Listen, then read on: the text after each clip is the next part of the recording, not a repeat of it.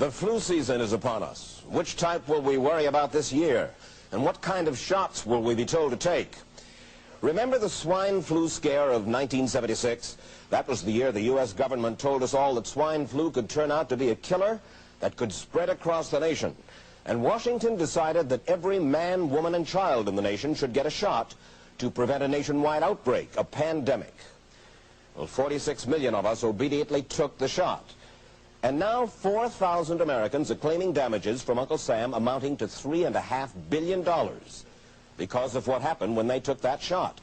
By far the greatest number of the claims, 2/3 of them, are for neurological damage or even death, allegedly triggered by the flu shot.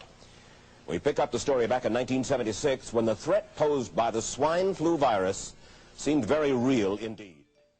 This virus was the cause of a pandemic in 1918 and 1919 that resulted in over 500,000 deaths in the United States, as well as 20 million deaths around the world. See how easy it is to... Thus, the U.S. government's publicity machine was cranked into action to urge all America to protect itself against the swine flu menace. Influenza is serious business. During major flu epidemics, millions of people are sick and thousands die. Well, this year you can get protection. The vaccines are safe, easy to take, and they can protect you against flu. So roll up your sleeve. Protect yourself. One of those who did roll up her sleeve was Judy Roberts. She was perfectly healthy, an active woman, when in November of 1976, she took her shot. 2 weeks later, she says, she began to feel a numbness starting up her legs. I joked about it at that time. I said I'll be numb to the knees by Friday if this keeps up. By the following week, I was totally paralyzed. So completely paralyzed, in fact, that they had to operate on her to enable her to breathe. And for 6 months, Judy Roberts was a quadriplegic. The diagnosis? A neurological disorder called Guillain-Barré syndrome, GBS for short. These neurological diseases are little understood. They affect people in different ways.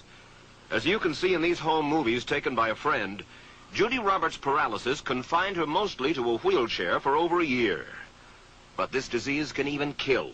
Indeed, there are 300 claims now pending from the families of GBS victims who died, allegedly as a result of the swine flu shot. In other GBS victims, the crippling effects diminish and all but disappear.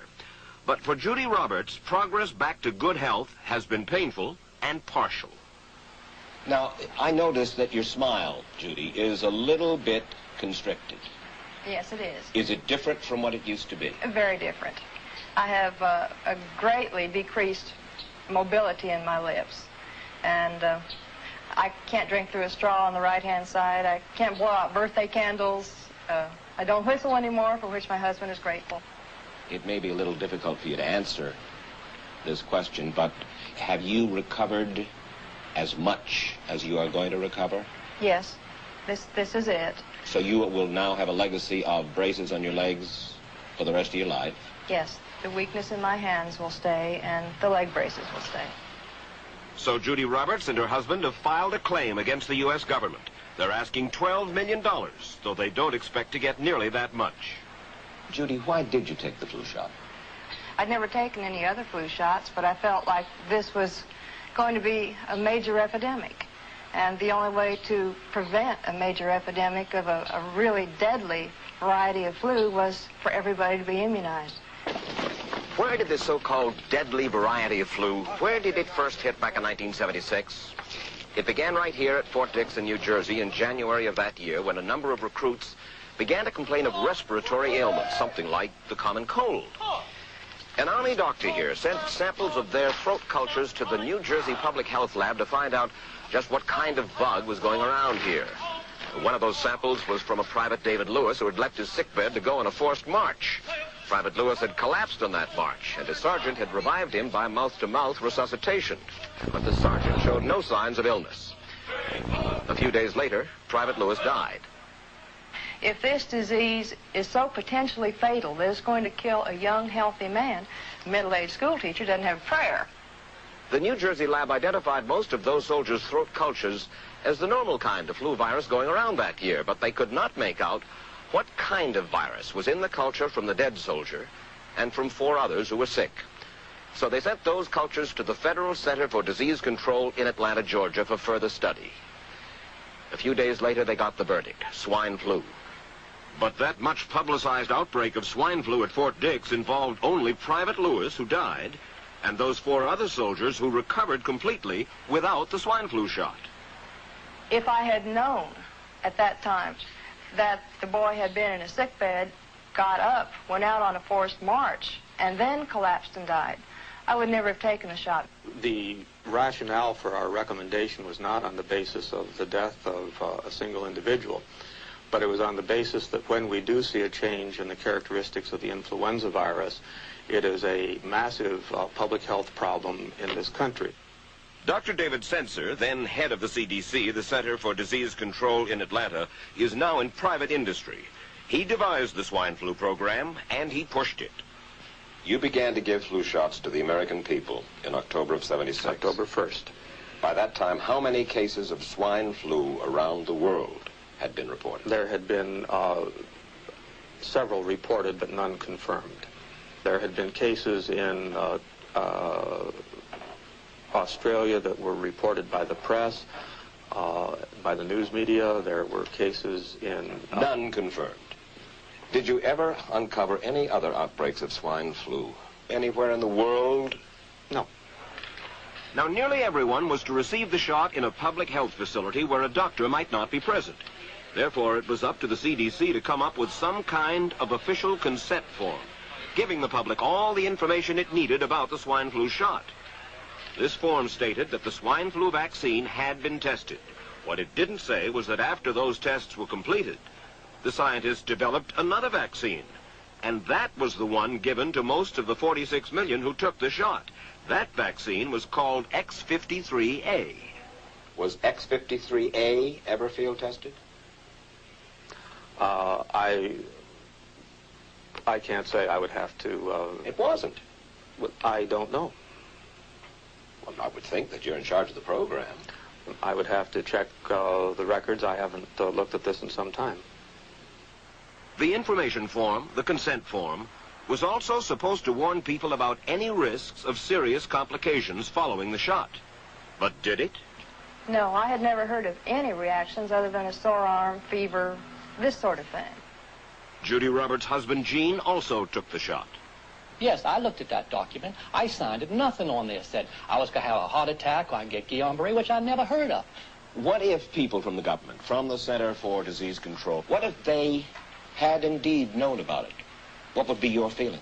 They should have told us. Did anyone ever come to you and say, you know something, fellas? There's the possibility of neurological damage if you get into a mass immunization program? No. No one ever did? No. Do you know Michael Hatwick? Yes. Mm-hmm. Dr. Michael Hatwick directed the surveillance team for the swine flu program at the CDC. His job was to find out what possible complications could arise from taking the shot and to report his findings to those in charge. Did you know ahead of time, Dr. Hatwick, that there had been case reports of neurological disorders, neurological illness, apparently associated with the injection of influenza vaccine? Absolutely. You did? Yes. How'd you know that? By review of the literature.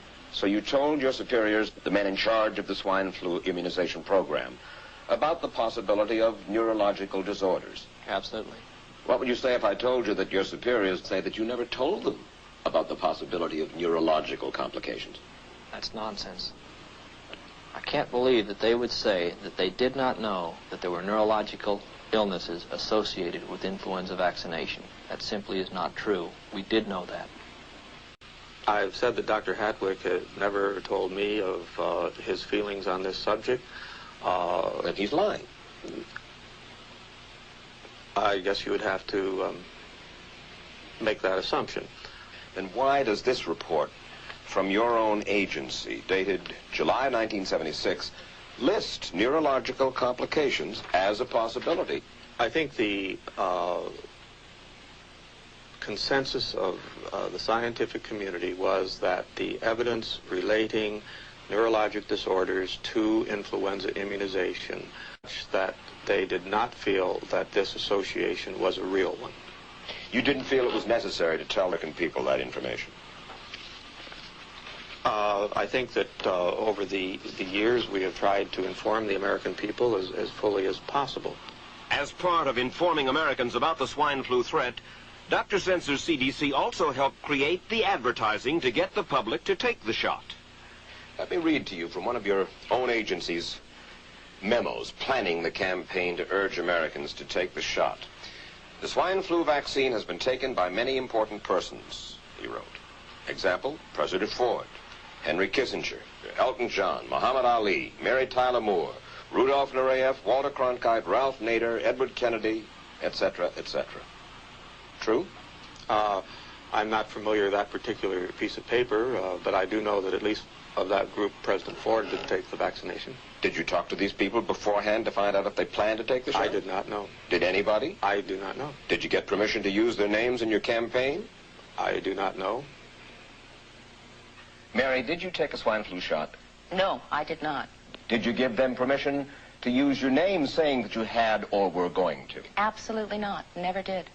Did you ask your own doctor about taking the swine flu shot? Yes, and at the time he thought it might be a good idea. But I resisted it because I was leery of having the symptoms that sometimes go with that kind of inoculation. So you didn't? No, I didn't. Have you spoken to your doctor since? Yes. And? He's delighted that I didn't take that shot. You're in charge. Somebody's in charge. This is your advertising strategy that I have a copy of here. Who's it signed by?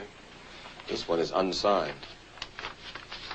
But you'll acknowledge that it was your baby, so to speak. It could have been from Department of Health, Education, and Welfare. It could be from CDC. I don't know.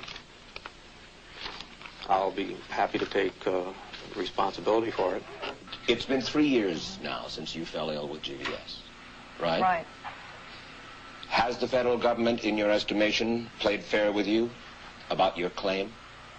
No, I don't think so. It seems to be dragging on and on and on.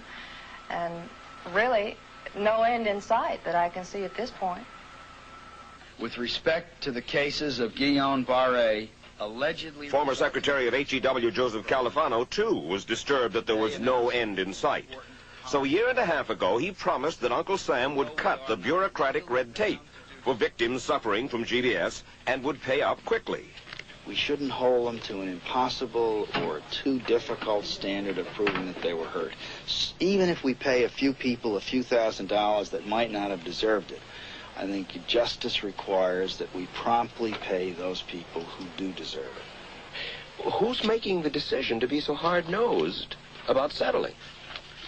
Well, I assume the Justice Department is. Griffin Bell before he left? Well, the Justice Department agreed to the statement I made. It was cleared word for word with the lawyers in the Justice Department by my HEW lawyers. And that statement said, in effect... That statement said that we should pay Guillain-Barré claims without regard to whether the federal government was negligent if they resulted from the swine flu shot. I think the government knows it's wrong. If it drags out long enough, that people will just give up.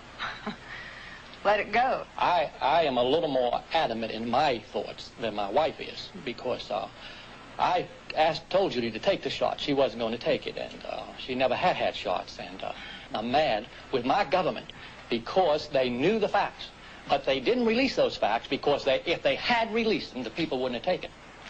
And they can come out tomorrow and tell me there's going to be an epidemic, and they can drop off like flies next to me. I will not take another shot that my government tells me to take. Meantime, Judy Roberts and some 4,000 others like her are still waiting for their day in court. I see a whole army of my countrymen here in defiance of tyranny